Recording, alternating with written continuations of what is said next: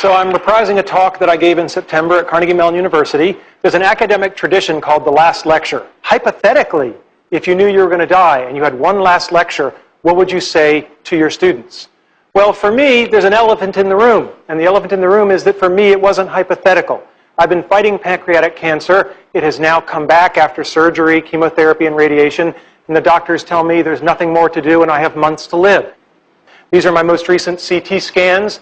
The pancreatic cancer has spread to my liver. There are approximately a dozen tumors. I don't like this. I have 3 little kids. Let's be clear. This stinks.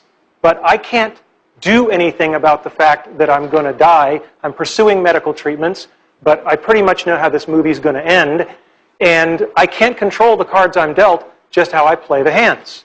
Now, if I'm not morose enough for you, I'm sorry to disappoint, but I don't choose to be an object of pity. And in fact, although I'm going to die soon, I'm actually physically very strong. In fact, I'm probably physically stronger than most of the people in this audience.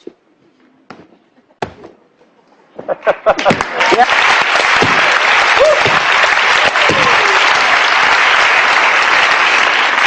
So, today's talk is not about death. It's about life and how to live. Specifically about childhood dreams and about how you can try to achieve them. My childhood dreams, your childhood dreams. As a child, I had an incredibly happy childhood.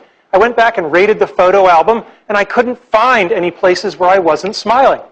Right? I just had a great childhood. And I was dreaming, always dreaming. It was an easy time to dream. When you turn on your television set and men are landing on the moon, anything is possible. And we should never lose that spirit. So what were my childhood dreams? Being in the National Football League. This is one of the childhood dreams I didn't achieve. All right? And it's very important to know that if you don't achieve your dreams, you can still get a lot by trying for it. There's an expression I love, experience is what you get when you don't get what you wanted. Now, I played Little League football for a long time, and I had a phenomenal coach, Coach Jim Graham, and he was old school. When I was at a practice, he rode me all practice.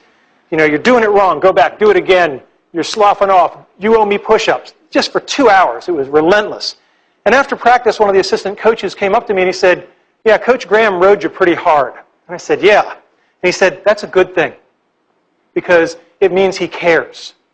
When you're doing a bad job and nobody points it out to you, that's when they've given up on you. And that's something that's really stuck with me, is when somebody is going to ride you for 2 hours, they're doing that because they care to make you better. So, next dream, Walt Disney Imagineering. When I was 8, my family took the pilgrimage to Disneyland in California. And it was this incredible experience, the rides and the shows and the attractions and everything. And I said, gosh, I'd like to make stuff like that when I get older. So I graduated from college and I tried to become an Imagineer. These are the people who make the magic. And I got a lovely rejection letter. And then I tried again after graduate school. And I've kept all of these rejection letters over the years. They're very inspirational. But then the darndest thing happened. You know, I worked hard, and I became a junior faculty member, and I specialized in doing certain kinds of research. That's me. And I developed a skill that was valuable to Disney, and I got a chance to go there, and I was part of an Imagineering team, and we worked on something called Aladdin's Magic Carpet Ride. And it was incredibly cool. However, it took me over 15 years to do it, and lots of tries. And what I learned from that is that the brick walls that are in our way are there for a reason. They are not there to keep us out. They are there to give us a way to show how much we want it. If you're going to have childhood dreams, I recommend you have good parents. I lucked out. I have great parents. This is my mother on her 70th birthday. I am the blur in the back. I have just been lapped. This is my father on his 80th birthday. There is this notion of have fun all the time. Have a sense of fun and wonder. That should never go away. All right? My dad, what an incredible guy. He fought in World War II. He was clearly part of the greatest generation. Sadly, my dad passed away a little over a year ago. And when my mother was going through his things, that was when she discovered that in World War II, he was awarded the Bronze Star for Valor. In 50 years of marriage, it had just never come up. There's a real lesson in humility that I can learn from my father there. Now, my mother. Mothers are people who love you even when you pull their hair. And this was the kind of relationship I had with my mother. And my mother, speaking of humility, was always there to keep me in check. When I was going through graduate school and I was taking really hard examinations, I was home pretty much complaining and whining about how hard these PhD tests were. And she just patted my arm and she said, "We know how you feel. Just remember that when your father was your age, he was fighting the Germans in World War II."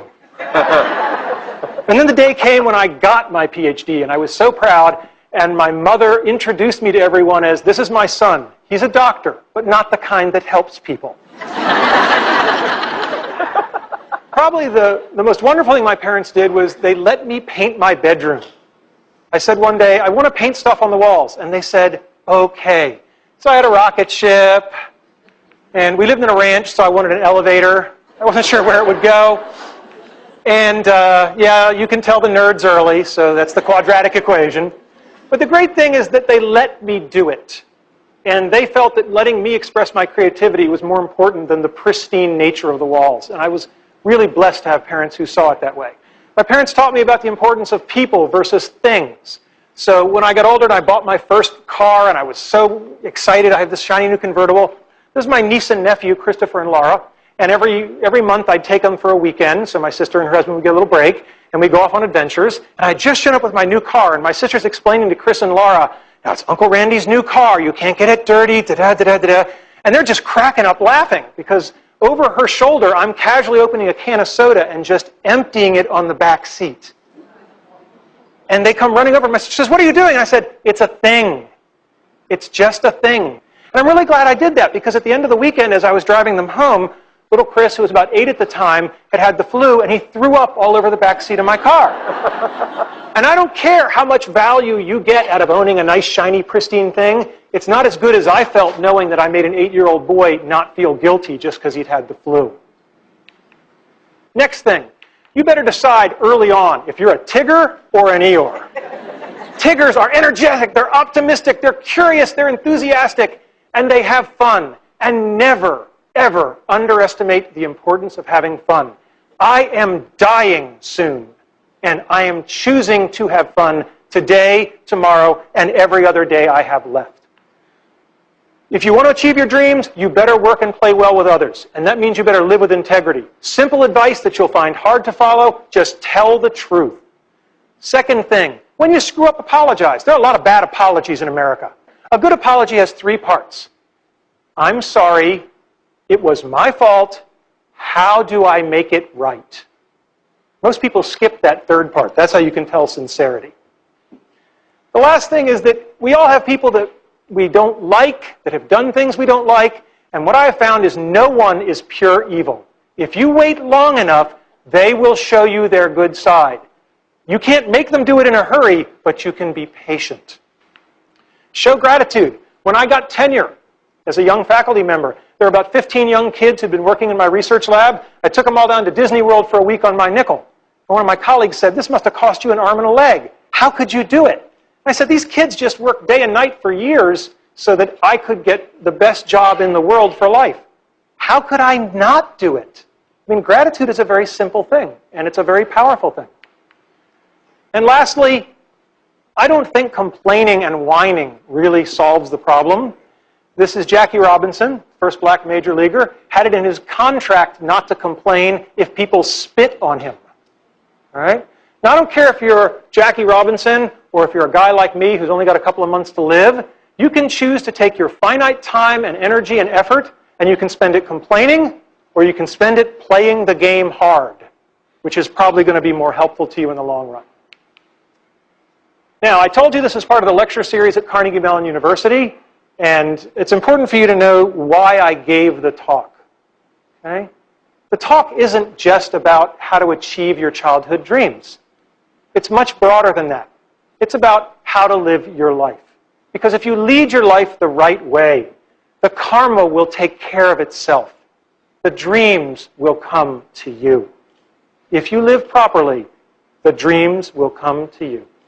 I think it's great that so many people have benefited from this lecture, but the truth of the matter is that I didn't even really give it to the 400 people at Carnegie Mellon who came. I only wrote this lecture for 3 people. And when they're older, they'll watch it. Thank you.